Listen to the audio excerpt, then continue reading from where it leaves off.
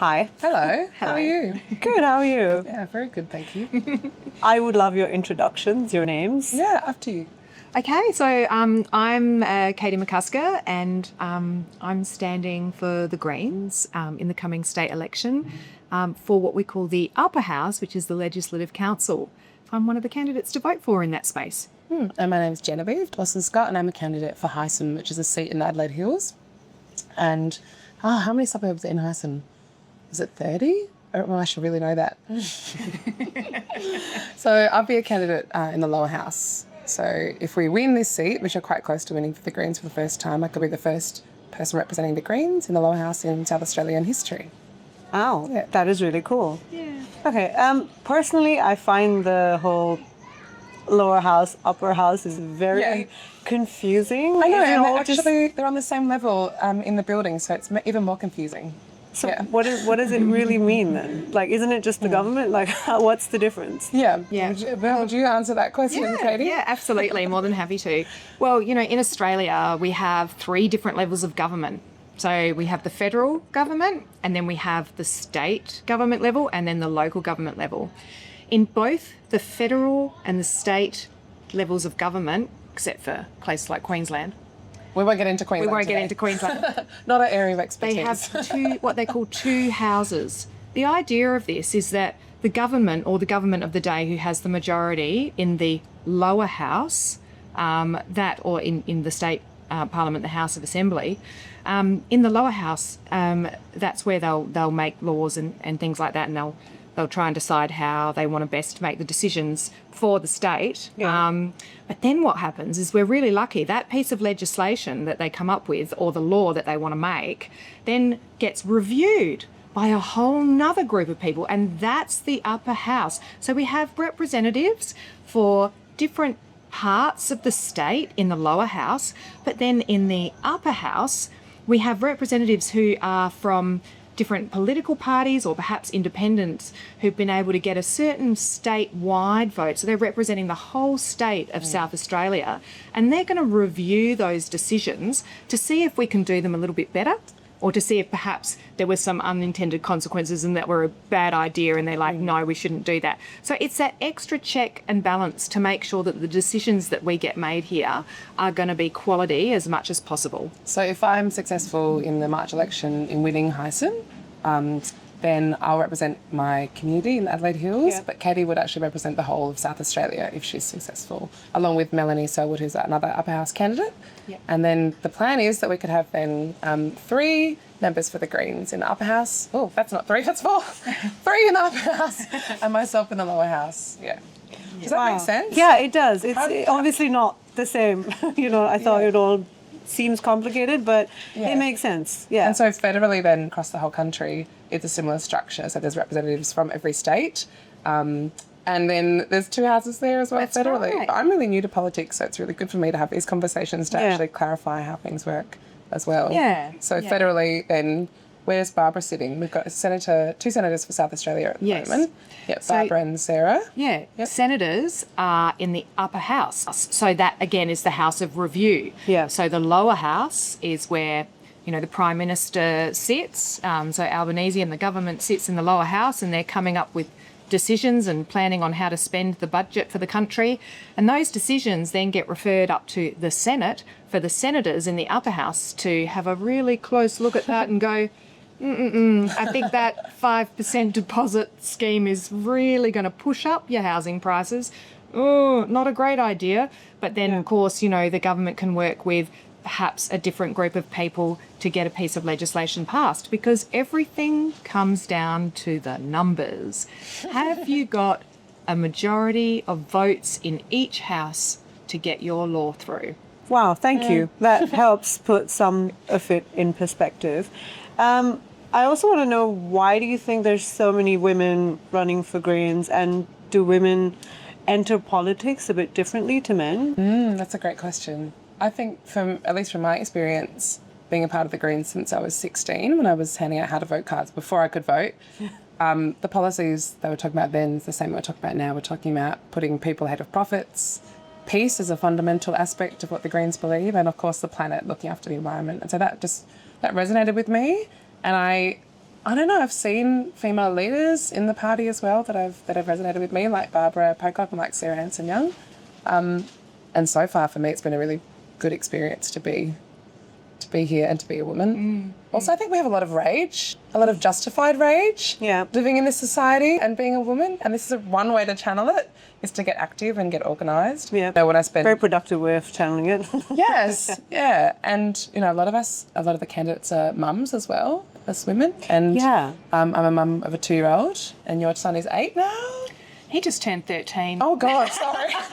13? It just happened so quickly. It just happened so quickly. Yeah. All right. But if you want to get something done, you know, ask women to do it, I think. Yes. Yeah. What do you think? I think, that's great. Also in South Australia, we are particularly lucky here. This is the place where we first had full democracy. This is where women were encouraged. The first place a woman could stand vote? as a candidate. Yeah, voting happened similarly in different countries, but this was the first place where women could actually become candidates. We take a lot of pride in South Australia for being able to lift women into political spaces. But despite that, there have been overwhelming challenges. It is very different for a woman to be a candidate and to get into politics.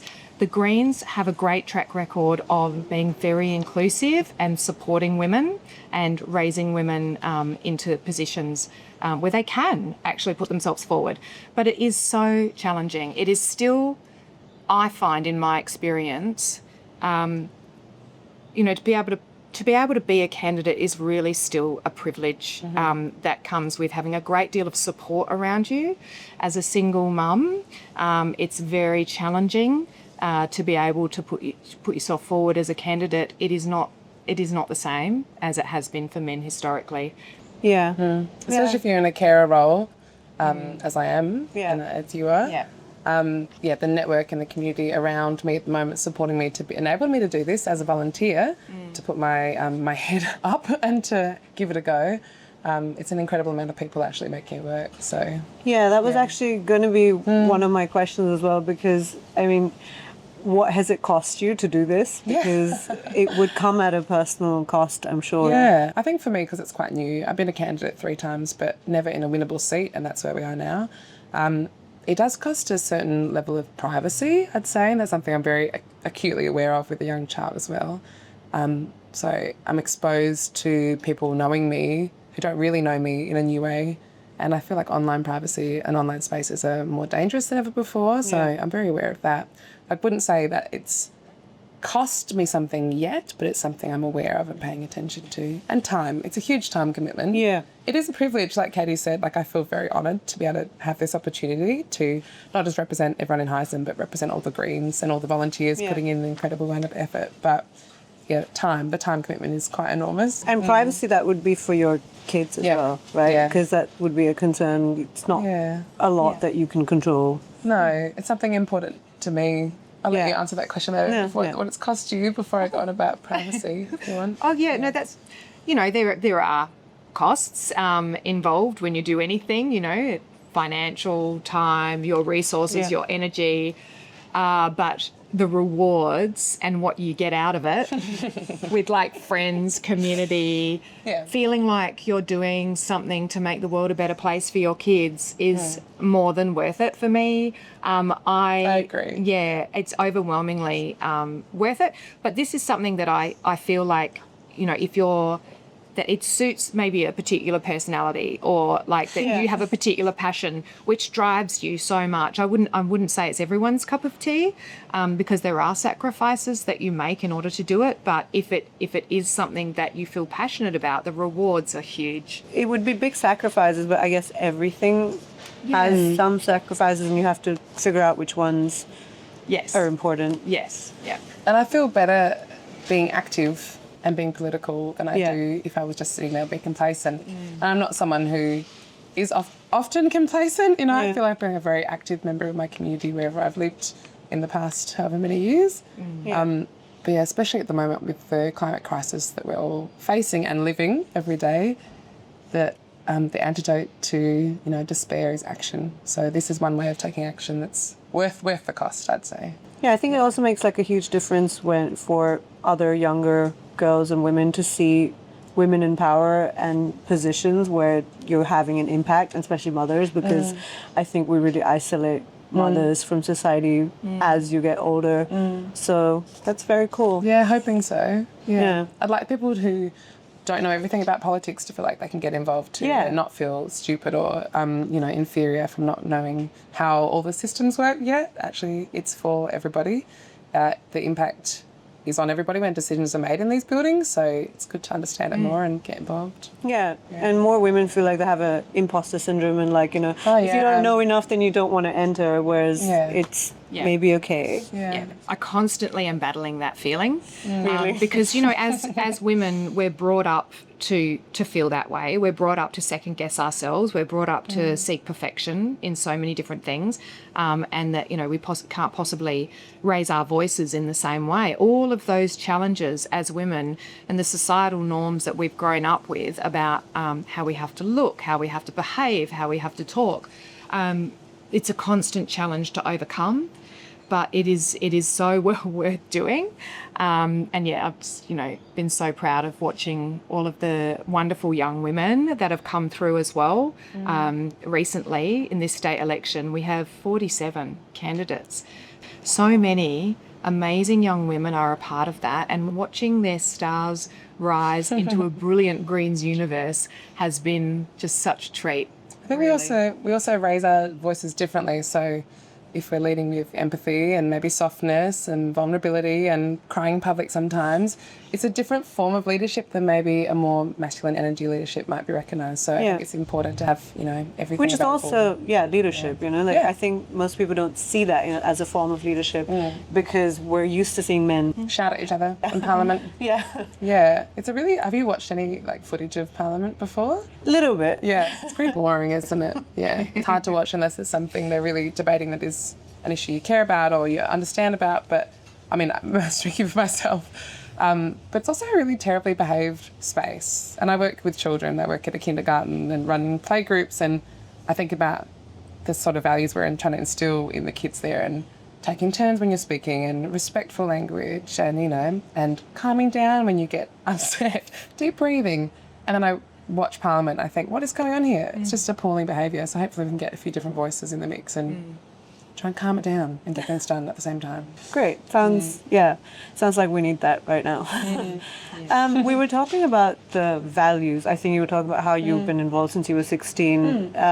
Greens values, but what about the policies? What kind of policies are you aiming at? Oh yeah, what would you like to know? Is there an area in particular? Well, I feel like people, obviously the women, one, climate, there's a few. So I wouldn't mind knowing personally the ones that matter to you the most. Yeah. Yeah. Would you like to go first? Yeah, sure. So, as a part of what we do, we're often talking to the community. So we're out there knocking on doors all the time. We're speaking to people. So we get a really clear sense of the kinds of things that are important to people, and that's really important to us. Yeah. Because one of the core tenets of the Greens movement is grassroots participatory democracy, which means we really want to have a very inclusive decision-making process that's representing everybody.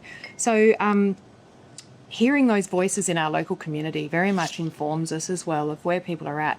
And lots of people like what we have to say in terms of the policies that we have as well. We have such a range of policies. We could be here all day if we talked about them. But I guess, the number one thing that people are bringing up is around their challenges with the cost of living, making ends meet. The reality is that the society here in South Australia has never been so at odds with equality. It is, there are poor people, there are super wealthy people. Yeah. The spread is huger than ever. Wages are not increasing at the same rate as inflation. House prices, as everything else, is increasing. Just go to the supermarket to buy some groceries is becoming impossible. People are switching off their air conditioners in a heat wave because they're worried about their electricity bill. These are the things that are affecting people. And we do have a broad range of policies in terms of housing, how we're going to tackle the energy costs, how we're looking at supermarkets, how we're looking at supporting kids at school with free school lunches, how we're looking at making public transport 50-cent fares, how we're looking at improving our public transport network so people actually want to get on a bus, tram or a train. and a raft of policies that are actually going to make an immediate and real difference to people's lives.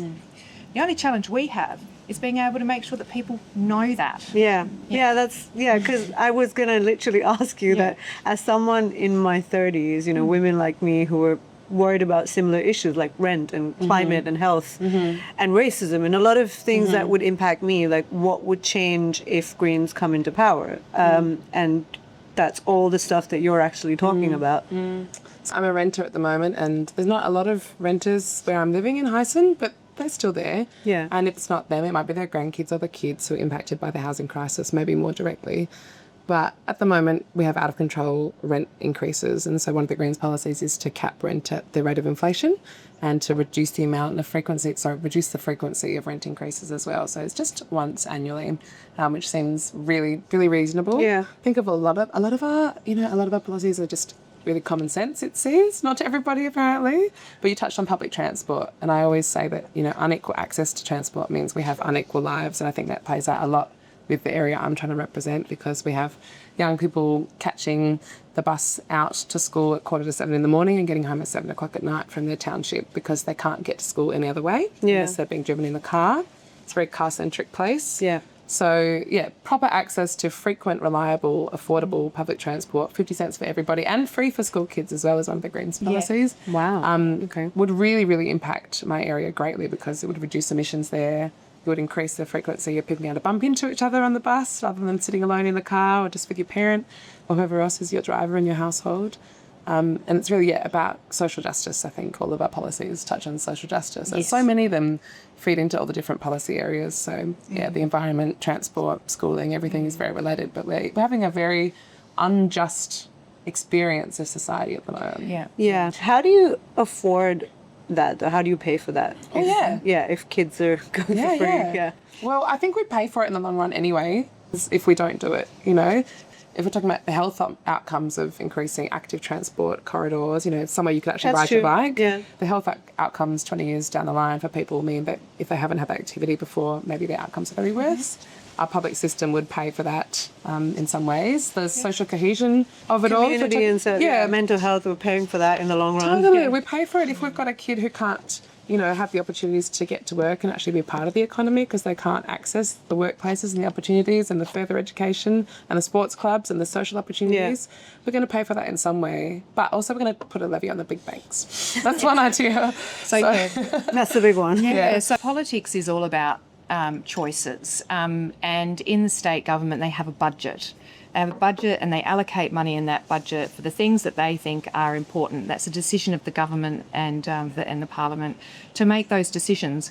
If the Greens were, enough of us were in to be able to make those decisions, we would do things like make public transport 50-cent fares and free for kids and stop in return for that subsidising fossil fuel companies that don't pay tax. These are all choices that are currently being made, and those choices aren't serving people. So we would make changes to the budget, and then, as Jen's just touched on, there are additional revenue streams that we would look at, like a bank levy, like making sure that mining companies paid their appropriate royalties back into the community. These are the resources of this country. You know, this is something that should be a public good, so it should be coming back in. So these are choices that are being made now, and those choices could be made so much better to be able to fund all the things we need. The things that's really important to know about the Greens policies, we take a great deal of economic responsibility. With any policy we put out there, we make sure we can afford it and that we can evidence that we've costed that to say this is how we'll do it. And I think that's something that most people wouldn't really know about the Greens. But I am keen to touch back in on your other point that you raised. What could the Greens really do if we got in? You know, we've got all these great plans, but, you know, what can we really do? Well, this is where we would, and you might get to this a bit later on, we really love to talk about people knowing how to use their vote, how to use the vote, the voting system that we have, and to know that they can never waste their vote by voting Greens. If you vote Greens, it's never a wasted vote. That's a bit of a myth-busting exercise that we've been working on for quite a few years. The major parties like to say that it's a wasted vote. It's actually impossible. unless you actually ruin the entire vote by doing an informal vote, in which case you waste your entire vote for anyone, it is never a wasted vote to vote Greens. And I think this is something that we'd really like to talk to people about, how preferential voting works and how they can use their vote to send a message and to actually make change. Because at the end of the day, if we keep voting the same way, we're going to keep getting the same result. There's often a comment that we get when we're knocking on doors, which is something we spend a lot of time doing, knocking on people's doors saying, hello, what's on your mind? And people say, oh, you just give your preferences to Labor. So preferential voting, the voter decides exactly where their preferences flow. You number 1 to however many candidates there are, and that's where your vote will flow. So, yeah, I struggle to explain it. I'm a visual person, so I've seen a great explanation of putting, lentils in a jar like that and how the vote flows. Have you seen it? Or maybe it was beer. Someone did it with beer. Someone's done it with beer. Yeah. Somebody's done it with desserts. Yeah. There's all sorts of different ways to demonstrate it. Yeah. But you just have to make sure that you do number every box especially on the lower house ticket. With Greens number 1. With Greens number 1, and then you decide where your vote goes by the sequence of those numbers. So even when a Greens volunteer, who will be at every single polling booth come March, hands you a how to vote card, that's our suggestion that we've spent a lot of time figuring out, but it's actually up to you. You don't have to follow that by any means. And so all the different parties will be there handing out how to vote cards. There's suggestions. Little menus. You can choose what you have.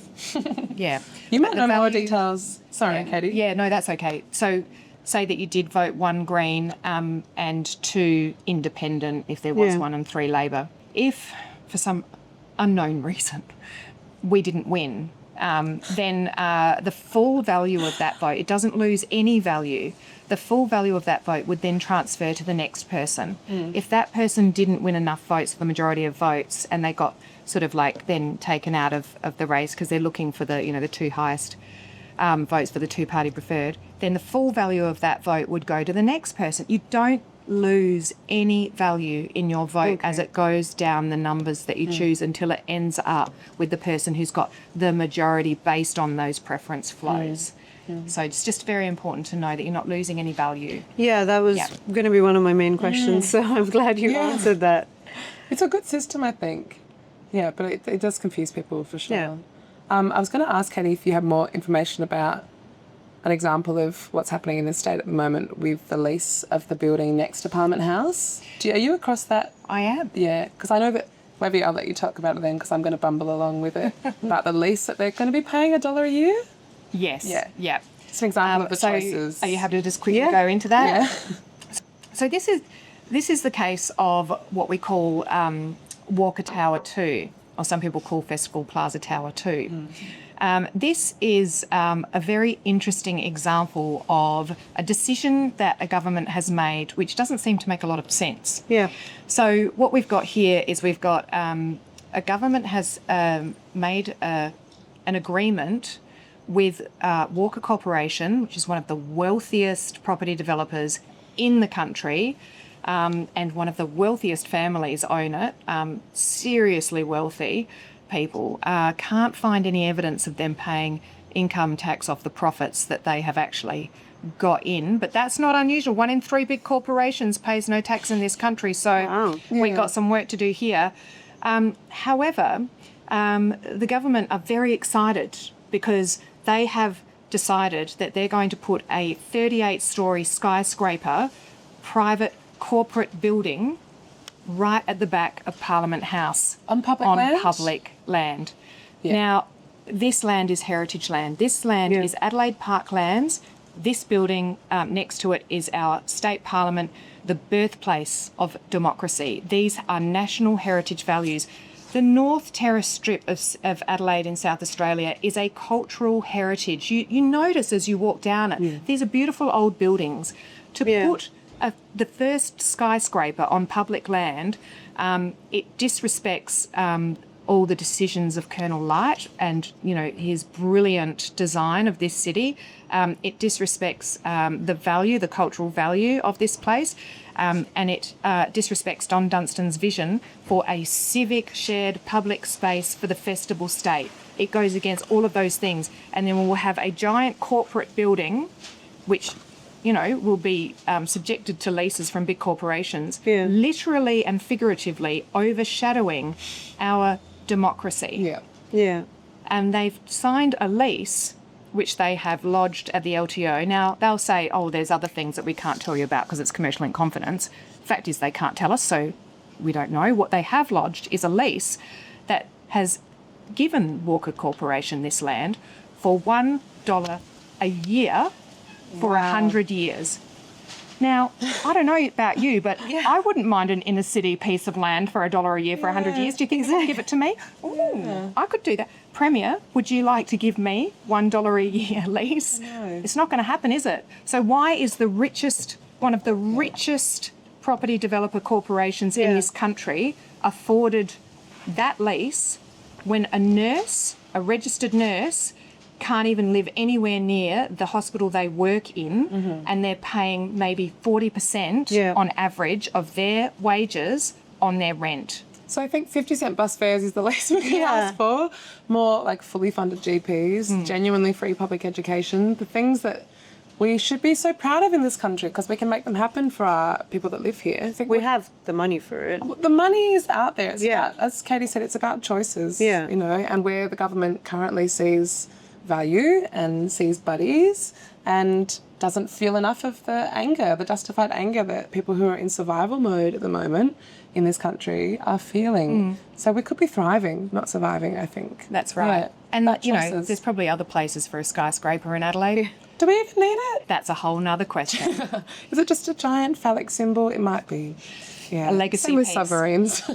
Maybe they're also giant phallic symbols. And I think there's so many distractions out there that most people, everyday people, wouldn't know these things. Well, it's really so how are hard. they supposed? They're Yeah. so busy fighting their own battles every day, and Surviving. getting to work and surviving. Yeah. Yeah, and getting through the most congested city in the country, apparently. We just heard the other day our traffic is Really? the worst in the country, which Yes. is unbelievable because we've got this mindset, I think, having grown up in Adelaide, that we're a small city. Yeah. We're not a very well planned city at the moment. We're sprawling and the infrastructure's catching up to the people living in places like in Mount Barker, which is the fastest growing city in the state. I think that's right. It sounds about right. Yeah. Fastest growing city in the state, which is near my electorate house. And It's huge. yeah. So they're having about a classroom a day if people move up to Mount Barker, and the road hasn't been finished being built. There's not enough schooling for everybody. There's no school they could walk to if they move there.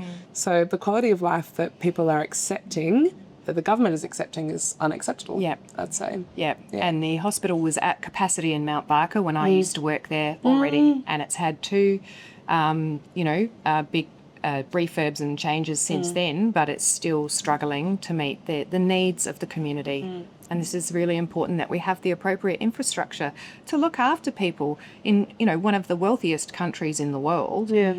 We're not really seeing the return for the taxes that we're giving. We're seeing the worth just go to very few while everybody else is struggling. Yeah. So there's lots of work to be done. Wow. Okay, that was very informative. Thank you. Yeah, because as you said, I think a lot of people are just surviving all the time, and they're not really. And your algorithm and everything in life doesn't really help you understand what's happening in your own politics. Yeah, the platform's owned by billionaires, which Yeah. I'm sure this conversation will be on, which Yeah. I'm on way too many times a day as well. Yeah. I think part of it's by design, so we're distracted and we're fighting amongst ourselves about issues like race and immigration to this country, which is a really hot issue at the moment. And we're seeing, unfortunately, apparently, some polling suggests that the One Nation vote is on the rise. But do you know about One Nation as a party? Should we explain that as well? Sure, that would be good. So in the spectrum of politics, we have the two major parties, Labor and Liberal, although federally the Liberal Party is a coalition, usually, sometimes, depending on the day, of two different parties. And so that's what we refer to as the major parties, Labor and Liberal. So historically, they have dominated Australian politics. We have a party on the far right called One Nation who generally refer terribly to immigrants, to people of faiths other than Christianity. They refer very poorly to them. And in my view, they seek to divide us when we're all sharing the same struggles. So a lot of the cause for upset and the cause for the frustration from people that are identifying with One Nation at the moment is the same cause we're talking about today. The same reason that lots of Greens voters and Greens volunteers are politically active and getting involved is because we can see how unjust society is, but we're looking at the different people to blame for the reasons that society is unjust, like we're talking about today. Corporations not paying tax. It's a pretty big, scary enemy. Not enemy. Challenge, maybe I should reframe it as a challenge. It can feel really overwhelming and really hard to change that. But then if someone can sell you a simple story that immigration is the reason for your house being unaffordable, that's an easier thing to understand, I think, for some people, and to focus on that as the cause. So, yeah. What was my point? That we're seeing a rise in One Nation votes? Yeah. If we're seeing a rise in that, and if far-right people are having like a moment right now, then what are progressive people supposed to do? Well, I think this is really important to understand why people are so attracted to that at the moment. From what I can see and what my experience is, not being a particular expert and having done all the academic research behind it, but just from talking to people in the community, what I'm getting is that they're so upset with the way that they know that the major parties are not actually there for them, that they're not going to make their lives better, and look at the situation that we're in. They're angry about that, and they look around for who else is angry. Well, One Nation are pretty angry, but, they don't have anything other than anger to offer people. And selfishness and climate denial and all the things that they bring, basically exacerbating that anger without providing the solutions that people are really looking for that's going to improve their lives. But I'd say that's the leadership in the party. That's not the people who are getting involved there. So the vast majority, they're angry for very good reasons. They're angry for good reasons. Yeah, and we've got to lead with empathy, I think. So you talk about what can activists and people on the left do. Lead with empathy, as we always talk about, and understand why people are feeling that way, and then show them there's an alternative. There's an alternative with properly costed policies, really thoughtful ideas that are actually going to make society more fair and just for everybody. And it's on us to keep working on those connections with people in the community to show them that we do understand the way that they're feeling. And that it's fair and reasonable that they're angry, but they don't have to, just see this as the one solution that's going to make it better. And the challenge is that this is a global thing that's happening at the moment. There's a broader context of a global move towards the right. And interestingly enough, there was actually an article that came out today, I believe it was in The Conversation, that actually had research that showed that people who are on X and other social medias that is owned by the billionaires are moving further to the right because of the algorithm they're presented with. So there's actual evidence now to support that people are being fed this idea to keep the chaos between people so that it's business as usual for the billionaires. When we look at the fact that, the leader of One Nation uses Gina Reinhardt, mining billionaire, richest woman in Australia, uses her private jet to go around campaigning in, we know what's really going on here. This is not a woman who's going to represent the battler, who says she does, but obviously doesn't. This is a billionaire wannabe who goes to Mar-a-Lago to talk to other right-wing people about how they're going to make themselves wealthy. Like, these are not the people who are going to solve the problems that people are experiencing out there.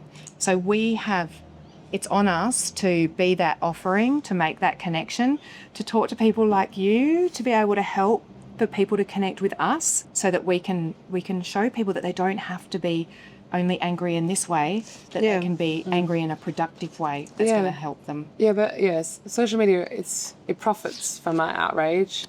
And if we're staying on there longer to argue with one another and to fuel that despair, the only people benefiting from that are people that are harvesting our data and making money from it. So I'd say find the spaces online and in the real world that nourish you without ignoring the news. Get active, connect with people face to face, empathise, don't necessarily judge a book by its cover. And we're talking about, people leaning towards an anti-immigrant sentiment as well in this country as a scapegoat for the problems we have here. Exactly. I think it's really important work that the Greens can do as well, is to really embrace people of all faiths and nationalities and identities, something we're really, really proud of and really open to constant learning about too, because we don't want anyone to feel cast aside and, vilified in this country. Yeah. It's a big job to do. I mean, it's true. The global thing is very accurate because I feel like I've really noticed that, especially when it comes to women's rights. There's just a whole shift where everything's turned a little more extreme right. You know the expression about the Overton window shifting? Are you familiar with that?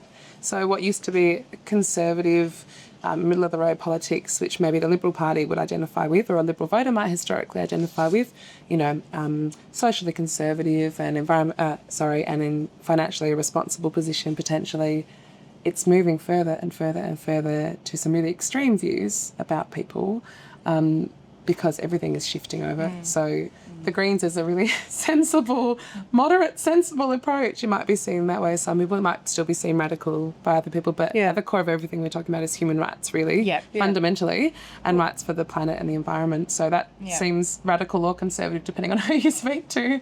How do you incorporate feminism and, you know, just progressive values in your campaigns without it feeling performative, I guess? That's a really good question. It's a really good question. I guess from where I'm coming at the moment, so much of my life is as a carer to my young child, and so our office is very child-friendly. All of our spaces are very child-friendly. All the events we're planning and spending time with are very child-centric, because that's also the reason I'm getting into politics is because of a sense of duty of care and responsibility to the kids now who are inheriting this mess and the beauty of the world too, trying to do something I can for them. So that feels to me like my most direct way of making sure that the spaces I'm involved with are safe and supportive for people, if they're a parent or not, or if they're a child involved too. Yeah. What do you think, Katie? Yeah, it's a really interesting question, actually. I always, you know, luckily in the Greens, I get to be so authentic. I can be like truly feminine and be proud of that and never have to hide that. So I've surrounded myself with really brilliant people who give me that courage to remain authentic and to be holding that femininity proudly, and to celebrate and to really name what the challenges are for women, celebrate the carer roles that we have, you know, show the value of those things as much as possible that is not often named and talked about, because, you know, people don't often think about the economy in terms of the care economy and what that brings. To be able to even talk about these things is to live a truly authentic feminist self, but to also look for opportunities to raise other women wherever possible, into getting through the imposter syndrome, getting through using their voices where they've never thought they could before, and being really supportive around that. I think for me as well, this whole experience is such a learning experience, and so I want your ideas about how to answer that question. And I want anyone else who's involved, you know, a lot in our campaign, or even just a little, or thinking about getting involved, to suggest how it can be a more progressive and feminist and, you know, space full of equality. And I'm sure we get it wrong all the time, but I think just the mindset of a growth mindset and being open to learning and trying again is really important. Yeah, we want to make it a really safe space for queer people and people with different identities in our campaigns as well. Yeah. And in our branch meetings too, and all the other facets there are to being involved in a political party. I think there's a long way to go still. Yeah. I think people are so used to just having the tokenistic, like, Women's Day campaigns and things surrounding that as you said, with like just making it a more comfortable space for people to be more authentic in is so important. Can I tell you something I'm outraged about at the moment? So in my electorate in Hyson, the Macclesfield Netball Club have just received information that their grant didn't get approved to resurface their netball courts, and if you could see them, there's cracks this big in the netball court. There's been multiple injuries. They haven't been resurfaced in 25 years. So I think misogyny is part of the decision-making here, because the football club down the road has what it needs.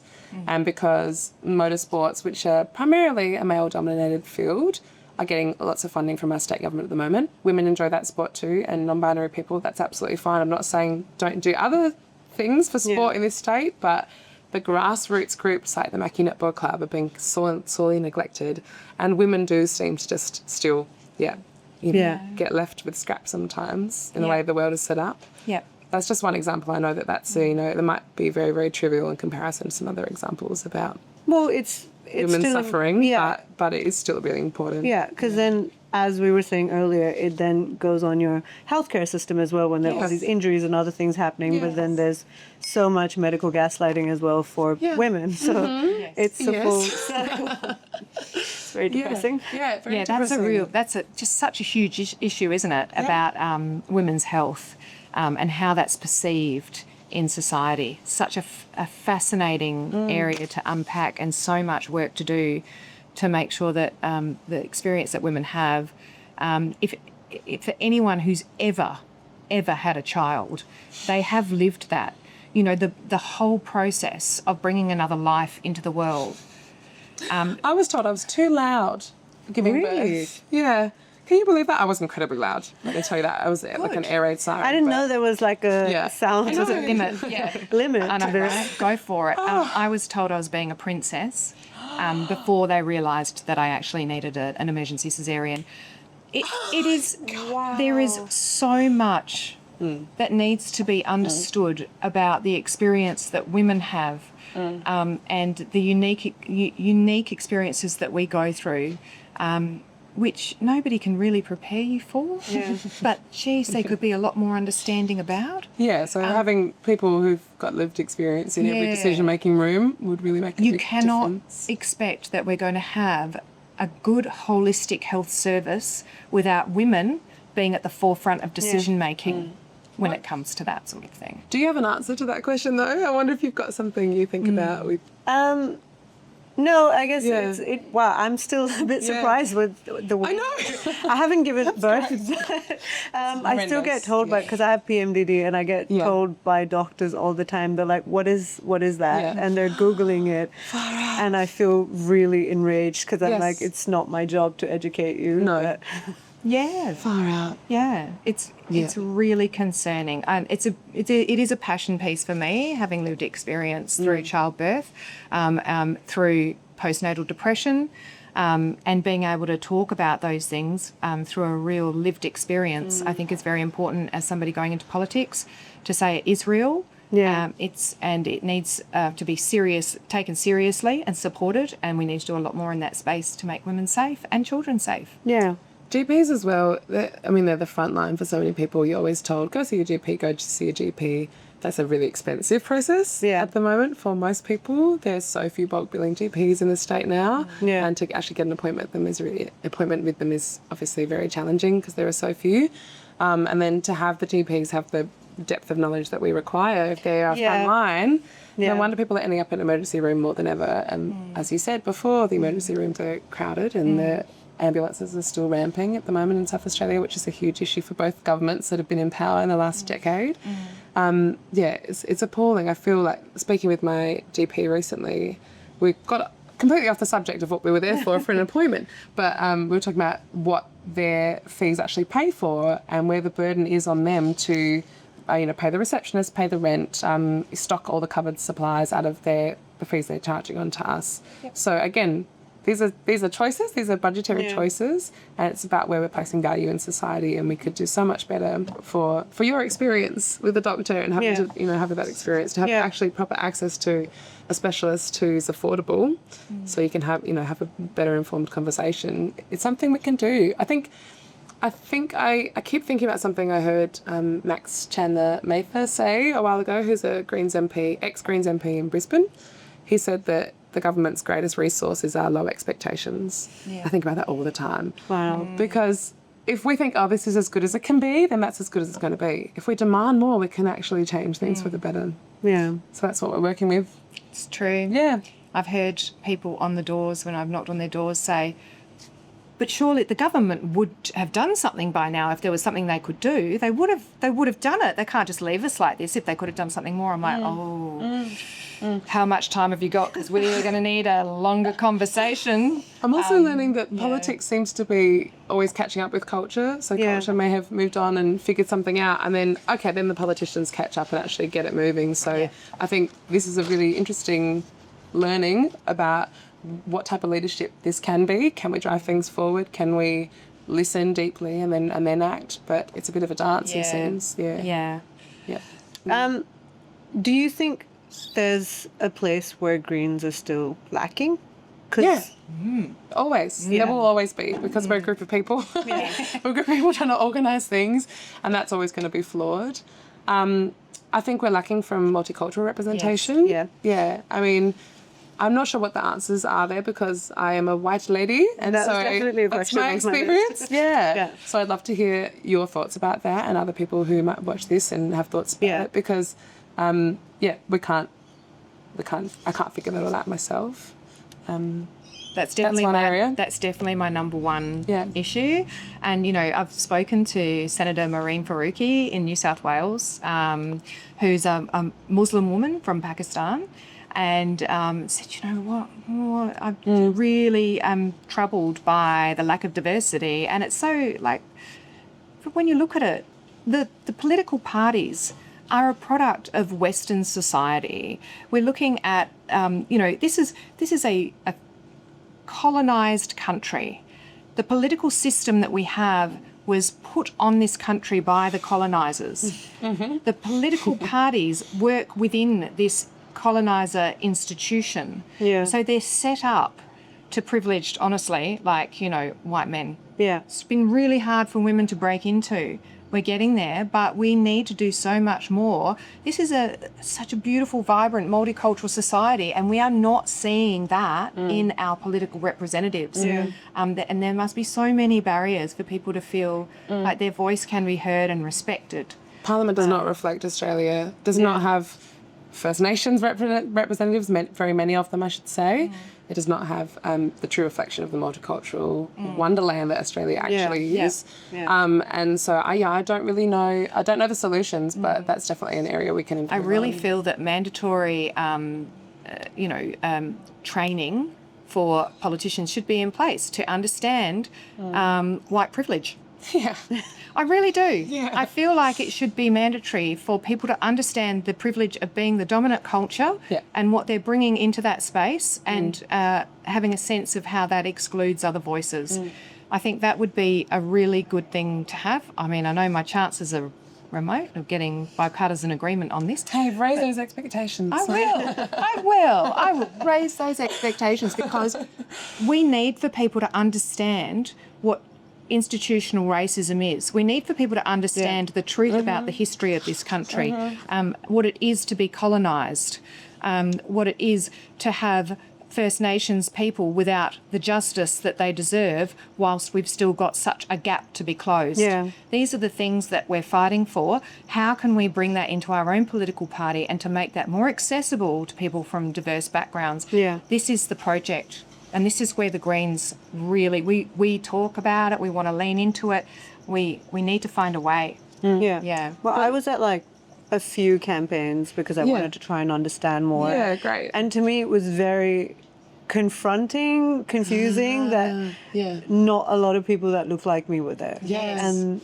that is definitely something that's been on my mind, because I'm not sure, and I guess that's what you're saying, that maybe you don't have the answers, but I'm not sure what the best way to get them there is, and why they're not, because I see people like me at the gym. But they're there, but they're not at these campaigns. I think it's also we touched on it before, it's a privilege to be this engaged in politics. As I said, I'm a volunteer, I'm not getting paid to be a candidate, and the privilege there means, my partner's working full time, and we can just afford to make this work for a little bit longer for me to actually spend this amount of time engaged in politics.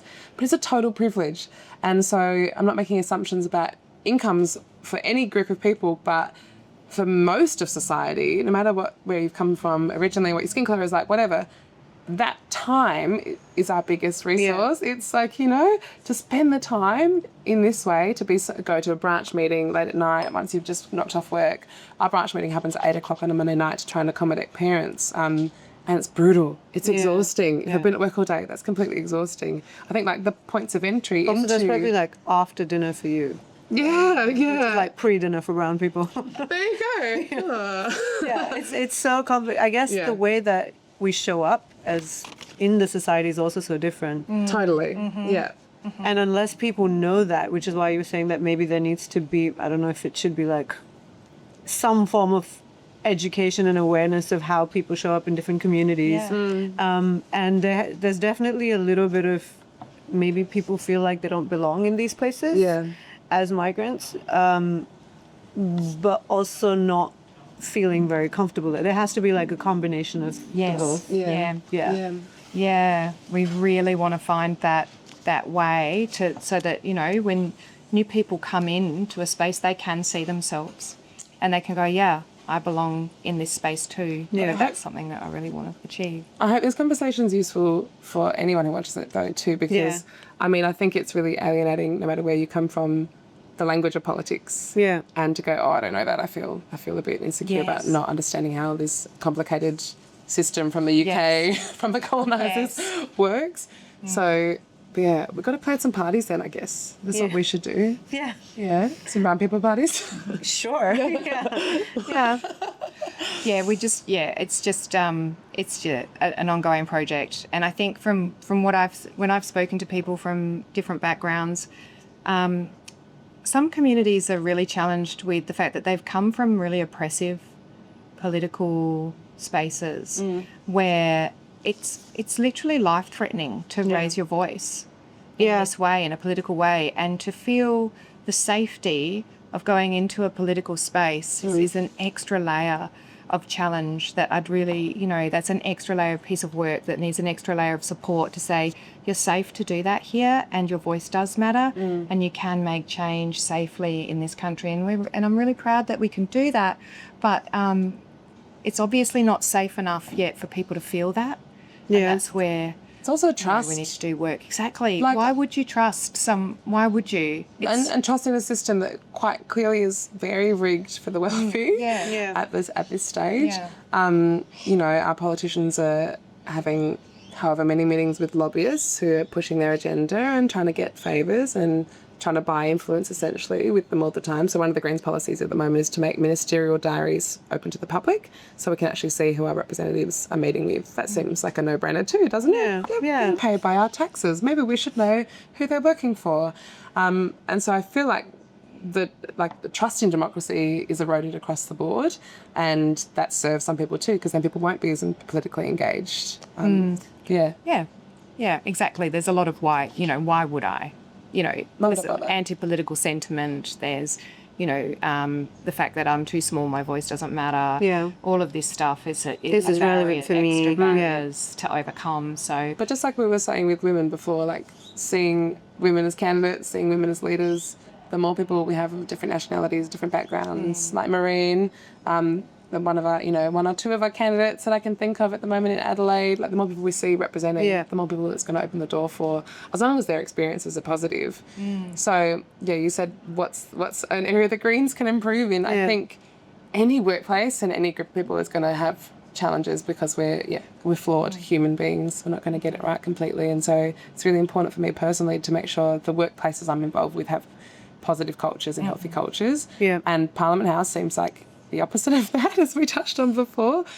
So I think that's a challenge too, because you don't want to have people trying to enter this space and then feeling completely like it's an unhealthy space to enter into. Yeah. So so much to do. Yeah. Can you help? I will try. You are helping. Like this is amazing. You know, talking to us, asking these questions. Because these are questions I feel like people have all the time, but don't have a way to ask or a platform, or they get caught up with things. I guess one of the questions that I had, which personally very important to me, was that there's like an alarming rate of growing men's violence against women in everywhere. And like I just find it very confronting, and I wonder if like, is that something that you think or talk about as part of Greens, or is there a plan for that? Yeah, there is a policy about domestic violence in particular, which is not all violence against women is in the home. I'm not across the policy details, but the last conversation I had with someone is a person that works in that field, who works with victims and survivors. She checked it for me and said, you're on the right path, but that's not my area of expertise. I think it's a serious problem. I think it's absolutely appalling, the statistics in this country and worldwide. Yeah. And I don't know, I've been all consumed by the Epstein files on Instagram, which is such a like mind-boggling experience to be Another distraction, but like another distraction, very, but also so important and so traumatic and so trivialized by the nature of the way we're engaging with it. But it's a global phenomenon, and it starts with jokes and it ends with death. But do you know more about the Greens policy specifically? Well, I know that there are a lot of different, there's a lot of advice, there's a lot of recommendations, there's a lot of reports. What I've seen with the major political parties is a failure to implement the best practice, the royal commissions, get them implemented. All the good research and reports that have come out, the Jenkins report, the one that Natasha Stott-Spoyer just recently did. We must listen to the experts and we must implement these things. We would have a policy that would back that in, but also make sure that we've got appropriate education starting right from early ages to make sure that that we understand what misogyny is. We understand how it presents itself in society. We can catch it in kids as they try to find their way and make their way through and get indoctrinated into this cycle, and try to support services, fully fund services. The Greens policy is very much about making sure that services around domestic violence are fully funded. That's been a call that's been made by groups that deal with domestic violence for years and years and years, and the Greens have been calling to fully fund our services for years and years and years. This is it ties into so many other areas as well. It ties into housing. It ties into correctional services. It ties into cost of living challenges and education, as I said before, health services, mental health services. It is complex, but it is absolutely essential that we start tackling this now, because it is an epidemic across this country that is killing women, and it has to stop.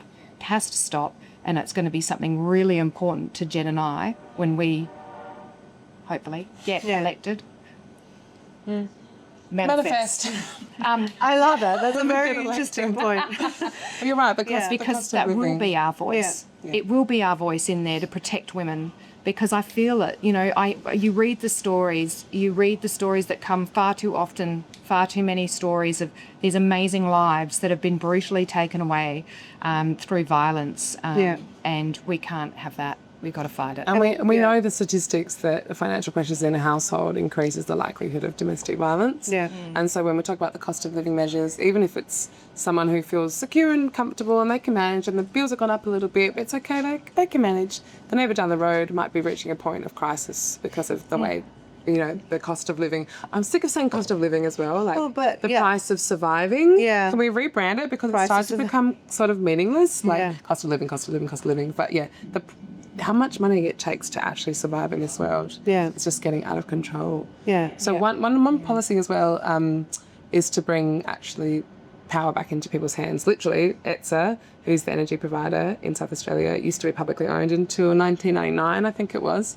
So one Greens policy. I was alive at the time. We remember it. Me too. Yeah. So was I. Yeah, there you go. We've got so much in common. So to actually bring that back into people's hands and to make it publicly owned again is going to really bring energy prices down. We are in a really interesting position in South Australia because we are one of the world leaders with sustainable sources of energy. And I don't think people know that enough. Our reliance on gas is actually really minuscule, and we can reduce it even further. We subsidise that industry enormously, so there's public money being spent in every direction to make our lives harder and to make the planet suffer. So, any cost of living measure, I suppose, is another way of tackling this enormous issue.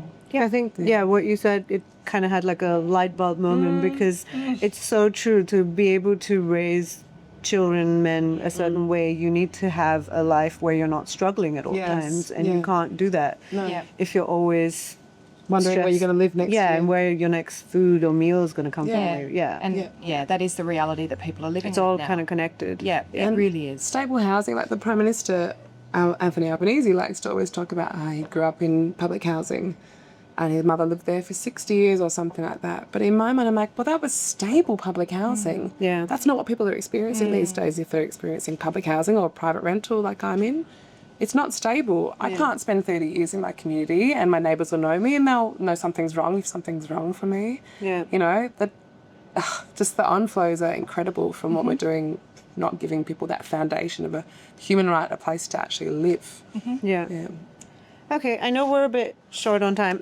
I guess I really wanted to ask that people who support you in your campaigns, between now and voting day, what should they do? Yes, great question. Yes. Come and get involved. And Okay. not everyone has to be an extrovert and want to knock on a stranger's door because that could be terrifying for some people. But there's data entry to do, there's phone calls to make, there's always something in the office to play around with. Hyson is a winnable seat, and Katie and Melanie could be elected to the upper house. And so there's things to do in all of our campaigns, but really get involved for yourself. Be selfish. Get involved if you feel like anything resonates with you. The Greens policy platform is outlining because, you know, your voice matters and you have something to contribute, whether you feel you do or not. You definitely do. That's what I'd say to people. That's what I'd say to people if they're looking in that one. Helen. Get involved. Yeah, and that's absolutely right. So it doesn't matter where you are in South Australia, or even if you happen to be visiting from across the border. Yeah. Any border. On for the week before Election Day, which is the 21st of March, and on Election Day on the 21st of March, we need as many people as possible to be on the polling booths where you go to actually cast your vote. We need people in Greens T-shirts to be offering people a solution for having a better life, handing out what our recommendation would be for how to vote in that area. The more people there are on those polling booths has actually shown to translate into more votes for the Greens. So you can influence the outcome of an election if you think, I really need to make change. I really need to make things better. It's such an important thing to do. You just have to jump onto the website, greens.org.au, sign up, away you go. And I'd say that after everyone watching this has liked and subscribed to all of your platforms and everything, then maybe get offline and go and have a conversation with someone in your life that you agree with or you don't agree with, and get a bit more political, because it benefits no one if we don't talk about these issues. It impacts everybody. Yeah. What happens with policy decisions. So yeah, And to don't have be a afraid to get conversation. involved. Yeah. Yeah, and if you're not sure and you have a question or something's, you need an answer to something, email me. Yep. Okay. I'm accessible. Yeah. Yeah. I'm just, I love talking to people. I love answering their questions, and I love to make politics accessible to people. We're just people. Politics is everywhere. It's in everything we do. It's not something that is that people can't participate in. People need to access their power, know their power, and I really love to see people realise that. Yeah. So if there's anything I can do to help people access it, then that's exciting. Yeah. I'm there. Yeah. You were talking about manifesting for better luck. Would you consider adding another letter to your names for good luck? Oh, like Susan Lay. She added the extra S. I got so many letters already. Genevieve was a really long name. I think I'm good. You good? I'm good. You good? Genevieve. EVE is plenty. Yeah. That is. I will need to do my numerology so that I can find out. Although it looks like, just lately maybe things haven't worked out as well for Susan as she would have liked. So maybe not. Yeah, I was going to say, I don't know if it's for good luck, but... Yeah. But I'll do anything for a bit of good luck. I'm not sure. Bury something in the moonlight. Do you know that one? No, Okay, but well, that sounds that's another really... video. Okay. Okay. Cool. Thank you so much for doing this. I'm Thank really you. glad. I feel like I've educated myself, but also it was a good conversation. It's educational for me as well. Yeah. Really. This is very new and scary and challenging for me. So thanks, Katie. Oh, for sharing. of Thank you. course. Good luck. Yeah, we should eat this Thank cake. you. Yes, we should. Yeah, we should. So beautiful. But generally, we should plan a party or something. Yeah. Post 8 p.m. Yeah. Post 8 p.m. Okay. Yeah.